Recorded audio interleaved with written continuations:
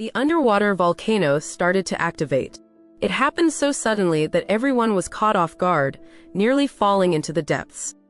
Everyone scrambled up a relatively gentle slope, sitting down to catch their breath. Before they could fully recover, the ground began to shake even more violently, and the cliff faces formed by layers of lava could collapse at any moment. Lac Nin said it wasn't certain the volcano would erupt. It could just be a cyclical activity. The duration of this cycle was unknown. It might occur every few days, or once every few hundred or even thousands of years. Volcanoes also came in many types. The trumpet-shaped pipe volcanoes we usually see are formed after large-scale eruptions. There are also volcanoes that, while not extinct, don't erupt for tens of thousands of years, remaining hidden deep underground, only occasionally causing tremors. But no matter how many years passed between activations, we were unlucky enough to encounter this one. We had originally intended to follow the underground river to find our way out, but now the river water below was boiling furiously. Going down would turn us into boiled dumplings. It seemed the path downwards was blocked. Just as we didn't know what to do, Caoa suddenly tugged at my sleeve, pointing upwards and telling us to look. Hundreds of meters above our heads, a long, thin streak of white light appeared. I squinted, my pupils aching. What was that? Could it be a long, extinct creature? Lac Nin, with a mix of surprise and joy, quickly cried out, "It's the sky! It's the sky, everyone!" The underground volcanic activity caused an earthquake, cracking open a large fissure above our heads. How long had it been since I last saw the outside sky? I had forgotten what it looked like. Was it blue or white? I said to the others, "Comrades, indeed heaven does not block all paths for humanity. Those who persevere until the end will be victorious. For a new China, let's advance." The four of us, who were already exhausted, suddenly saw a glimmer of hope for survival. A surge of strength welled up, and with striding legs and swinging arms, we desperately climbed up the slope. The earthquake below grew stronger and stronger. Sweltering hot air pressed in, and the pungent smell of sulfur stung our brains. We feared the fissure above would close due to the seismic activity. Everyone wanted to escape as quickly as possible, pushing themselves as if sprinting 100 meters up a 45-degree slope. The higher we climbed, the more the rock crumbled. There were sections like walking on sand, making it very difficult to find footing. For every 3 meters we climbed, we slid back 2 meters. Our hands were scraped raw, but no one paid attention to the pain, gritting their teeth, climbing and clinging. The 500 or 600 meters felt as arduous as trekking through mountains and snow during the long march. After our strength was completely exhausted, we finally returned to the surface. Blue sky and white clouds, with rolling mountains stretching out on both sides. The spot where we climbed out was a section of the Kunlun riverbed, also the lowest elevation area of the Qinghai, Tibet Plateau. From here, the military post at Budongchen was only a few kilometers away. Lac Nin no longer had any strength, and Caoa's leg was injured.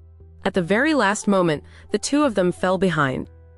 Without time to rest, I quickly joined Andu in tying our belts and equipment straps together, lowering them down for Lac Nin and Caoa to grab. The earthquake grew stronger. The fissure, more than 1 meter wide, could collapse at any moment. Lac Nin and Caoa could only cling tightly to the rope, taking one step up only to slide one step down, unable to climb any further. Andu and I pulled with all our might, but even if we were stronger, we couldn't pull both Caoa and Lac Nin up at the same time. At that moment, Caoa let go of the rope, pushing Lac Nin strongly from below. Combined with our pulling force from above, Lac Nin was pulled out of the fissure in one swift motion. Just as I was about to lower the rope to pull Caoa up, another violent tremor struck. The ground sealed shut, trapping Caoa within. At -20 degrees Celsius, our coats and hats were long gone. The three of us forgot the cold, wearing only thin shirts, crying as we desperately dug at the newly closed fissure with our hands and bayonets. 3 days later, I lay in a military hospital bed. The military region chief of staff shook my hand, warmly comforting me. "Comrade Hu Bayi, this time your comrades displayed immense bravery. On behalf of the military commission, I extend our regards. We hope you recover soon and continue to achieve new victories on our revolutionary path. "How are you doing, comrade? Are you feeling better now?" I replied, "Thank you for your concern, Commander. I'm still. I intended to say I was still fine, but then I remembered the comrades who had left us forever. Tiu Lam, Caoa, the political commissar, the squad leader, and the word fine immediately choked in my throat, unable to be uttered. As Churchill said, in life, there are no permanent friends and no permanent enemies, only permanent interests. In 1969, due to international circumstances, my unit was dispatched deep into the Kunlun Mountains for construction. The harsh environment slowed progress beyond expectations. Over 3 years, dozens of commanders and soldiers sacrificed their lives at the site, yet the military project we were building was only 2/3 complete. By then, the world situation had shifted to a new game. In 1972, Nixon visited China and Sino-American relations normalized. All of China's strategies were adjusted on a large scale. The project in Kunlun was halted, and construction soldiers like us, whose work was cut short, were reassigned to the field army, directly under the Lanzhou military region. Day after day, year after year, it was all training, drills, exercises, studies, and evaluations. Life in the military was not only monotonous but also arduous. A few years later, the Cultural Revolution ended. The party Central Committee promptly quelled the chaos and rectified the situation. The Gang of Four was crushed. After a full 10 years of disaster, society finally returned to normal order. However, the military was a special environment, completely separate from outside society. I didn't feel any distinct changes. It was merely that we no longer needed to cite Chairman Mao's words every time we met. But whenever new recruits arrived at the camp, revolutionary education still had to be conducted as before. That morning, I had just returned from a meeting at the camp when orderly Tiu Lu ran up, panting, reporting, "Company Commander. A batch of new recruits arrived today, but the political commissar has gone for studies at the military region. So the company commander is invited to lecture the new recruits on revolution and tradition." Lecturing on revolution and tradition was essentially telling the new recruits about the company's history. I was truly no expert on these matters, but for better or worse, I was now a company commander, and since the political commissar wasn't available, I might as well take a chance and lead the class. I led more than 30 new recruits into the company's tradition room, pointed to the silk banner embroidered with the words, "Heroic Company," and told them that this was the honor won by our predecessors in the 6th Company during the Weihai campaign. This title was still held to this day.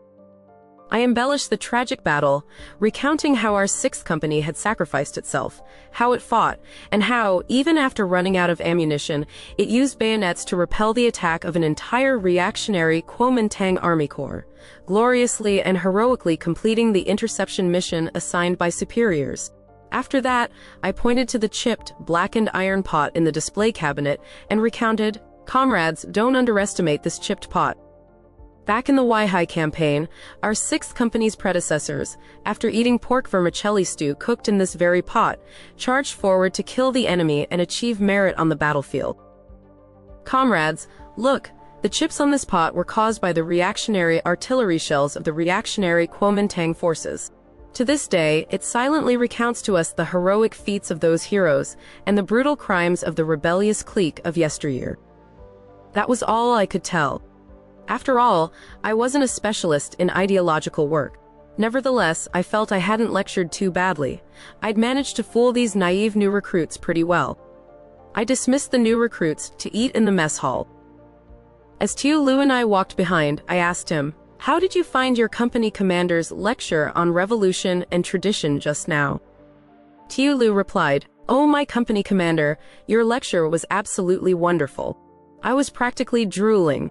When will our company follow the example of our revolutionary predecessors and improve our meals? That pork vermicelli stew must have been truly excellent."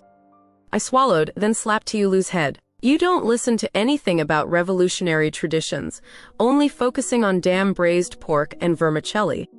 Get to the mess hall and get my food quickly. It seems there are steamed buns today, and if you're late, the new recruits will snatch them all. I order you run fast." Tiu Lu said yes, and strode quickly into the mess hall. I suddenly remembered an important sentence I'd forgotten to mention and quickly called after him. "Hey, pick out some big ones for me." I lay on the bed, eating steamed buns and reading the letter that had just arrived from home. Everything was fine at my house, no important matters were mentioned.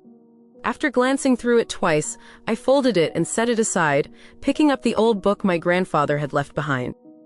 Several harrowing experiences a few years prior had made me interested in Feng Shui, and whenever I had free time, I would open the book and read. Because the book frequently mentioned terms related to the 5 elements, 8 trigrams, and I Ching numerology, such as East, Jia, Yi Wood South, Bing, Ding Fire, Center, Wu, Ji Earth West, Jing, Shin Metal North, Ren, Gui Water, and Qian Kan Zhen Zhen, Xuan Li Kun Dui, etc.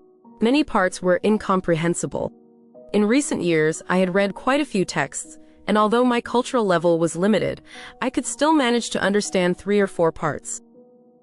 The 16 characters in this book, the Yin, Yang Feng Shui secret art of 16 characters, are in order: heaven, earth, human, ghost, god, Buddha, demon, beast, control, suppress, hide, object, transform, yin, yang, void. The age of this book was unknown, and its author unclear. However, its contents were profoundly deep, encompassing all 64 permutations of the 8 trigrams from Fuxi's 8 trigrams. In reality, those 8 trigrams should have been 16 trigrams, but by the time of the Shang dynasty, because the 16 trigrams revealed heavenly secrets, half were erased by the spirits. Even the remaining 8 trigrams were incomplete. Yet, anyone who understood even a few parts was incredibly powerful. For instance, Zhuge Liang, knowing only 1 or 2 parts, helped Liu Bei strategize from his tent, dividing the empire into a tripartite balance. Liu Bowen, grasping only 3 parts, assisted Zhu Yanzhang in establishing the Ming dynasty, which lasted for 400 years. But I didn't believe any of those things. How could anyone be that talented? The only regret was that the book contained only half a volume on the structure and layout of tombs, according to 5 elements, Feng Shui. The other half, about yin and yang, the 8 trigrams, and the taiji, was no longer intact when it reached my grandfather's hands. Reading a book torn in half meant some parts were inconsistent, and the obscure difficult. To understand prose made it hard to grasp the deeper meaning. I thought if I had the complete book, it would surely be easier to understand. Suddenly, the assembly whistle, 3 long blasts, 3 short blasts, rang out, shattering the camp's quiet atmosphere. The first thought that flashed through my mind was, something must be up. There's absolutely no way they'd issue an emergency camp. Wide assembly order in the middle of the day, for no reason. I stuffed the last 2 steamed buns into my mouth, leapt out of bed, and rushed outside. Rows of soldiers stood in perfect straight lines. I saw that not only our company had assembled, but the entire regiment was also gathered. Junior officers like myself weren't qualified to inquire about the nature of the operation. We only knew to obey orders and commanders. The order I received was to head to the station and await departure with other military units. More than 10,000 people, like a sea in mountains. The military station was crammed with over 10,000 soldiers. From a distance, it looked like a vast expanse of green tide. It seemed likely that the entire division had been mobilized. At that time, mobilizing an entire division was no joke. The establishment of a main force division like ours was enormous, with 3 infantry regiments, 1 tank regiment, and logistics troops, totaling nearly 20,000 people. What was such a large-scale operation for? Surely not for disaster relief. We hadn't heard of any natural disasters or enemy attacks recently, had we? We were transported by armored train directly to the Yunnan border, feeling vague and confused. Only upon arrival did everyone realize we were going to war. Many people cried then. At the same time, Deng Xiaoping, during his visit to the United States, made a blunt statement in the White House, publicly admitting that Chinese troops were massing on the Sino-Vietnamese border. In the early morning of February 17th, 220,000 troops from 17 divisions launched a concerted attack, striking directly at Lang Sun. On March 4th, China declared its withdrawal. My company was the vanguard of the main force division, charging at the forefront. After 10 days of fighting, more than half had become casualties. During one march, we were ambushed by Vietnamese special forces. They threw explosive packages into our armored troop transport trucks. All 8 soldiers under my command died in the vehicles. At that moment, I was filled with rage, killing 3 people on the spot and capturing 2 Vietnamese militiamen alive, one old, one young. They were an old man over 50 years old and a young woman around 20, appearing to be father and daughter. A subordinate reported to me that this girl had disguised the explosives as a baby held in her arms, and as she passed the armored vehicle, threw them inside. There was absolutely no mistake. She was the culprit.